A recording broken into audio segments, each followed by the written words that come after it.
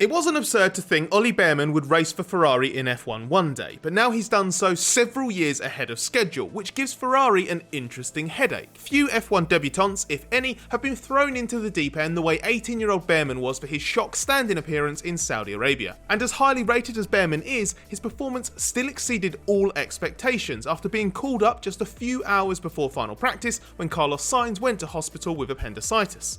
Ferrari was already well aware of Bearman's potential, that's why he is its leading junior driver, but it's had no designs on giving him a full-time race seat until quite a way in the future.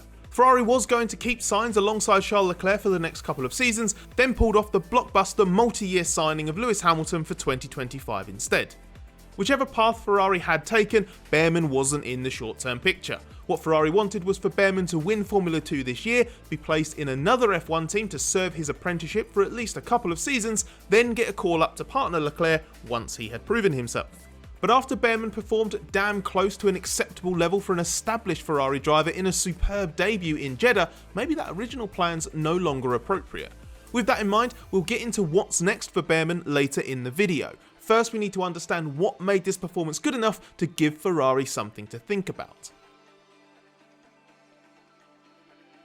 Bearman's performance was so good, F1's very best drivers basically stood up and applauded it. World champion Max Verstappen was already impressed after watching Bearman's very first run in the car in FP3, which only amounted to 3 push laps with a cool down in between. And qualifying 11th, missing out on a spot in the top 10 shootout by just half a tenth, earned rave reviews. Verstappen said he's done an incredible job, Fernando Alonso thought he did fantastically well, and Leclerc felt Bearman handled it perfectly. The plaudits kept coming after a great drive to finish 7th in the race, showing enough pace in the final part of the Grand Prix to hold off Lando Norris and Hamilton as they attempted to catch and pass on fresher, softer tyres. Hamilton was the first to congratulate Bearman when he got out of the car, called it a phenomenal job, and labelled Bearman a really bright future star. To understand the best part of Bearman's race, you actually need to look beyond the headline result. He wouldn't have beaten Norris and Hamilton without a clear pace improvement mid-race, which when compared with Leclerc looks like Bearman making a step change himself rather than just benefiting from a natural in-race pace progression. The longer the race went on, the closer Bearman got to Leclerc's pace, and that's clearer when you focus on the part of the race that both drivers ran in clear air. Once Bearman finally cleared Nico Hülkenberg's Haas, he averaged 1 minute 33.889 seconds across 11 laps with a fastest time of 1 minute 33.379 seconds. In the same phase, Leclerc's best was 8 tenths faster and his average pace was around 6 tenths quicker.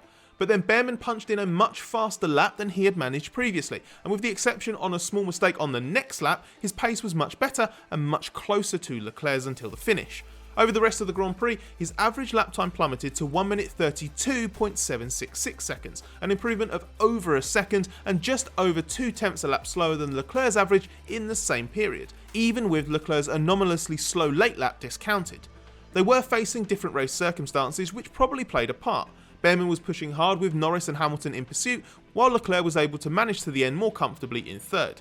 But Leclerc wasn't exactly coasting, and ultimately it would be surprising if Leclerc wasn't a few tenths quicker than Bearman, all things considered.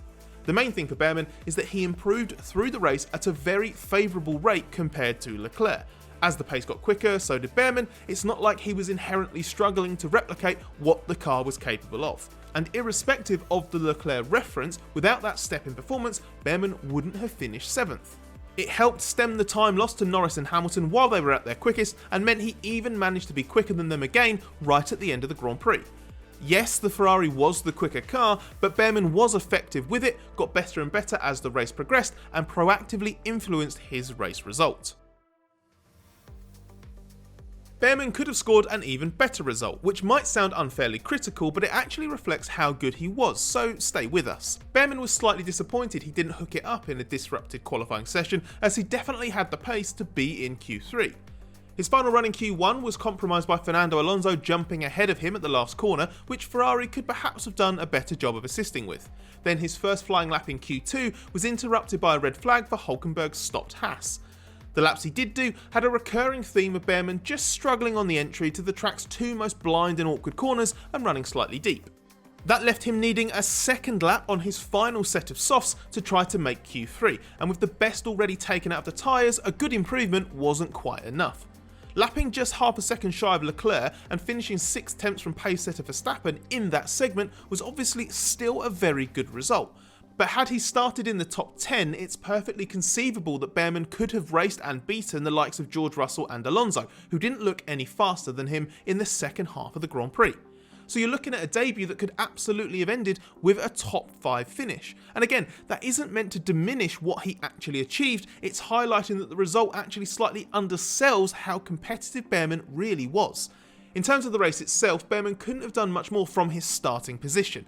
He'll have learned a lot about how to do battle in these cars, both on the opening lap of the main start and in how it took him a few too many laps to clear some slower cars, which meant losing time and doing some damage to his tyres. Maybe without that he could have been nibbling at Russell by the end of the Grand Prix, but there's no guarantee he'd have been properly on the back of the Mercedes, let alone able to successfully pass it. Moreover, these are really micro details to pick up on for a debutant in these circumstances, and are easily outweighed by the evidence of outright speed and impressive racecraft, like the excellent switchback move he pulled on Yuki Tsunoda at the safety car restart. Taking everything from Bearman's debut into consideration, the only reasonable conclusion is that he's ready for F1 now, in terms of ability and mentality.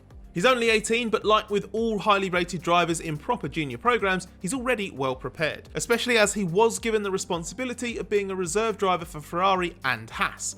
But also, the drivers that impress this much make it look easy because of how good they are.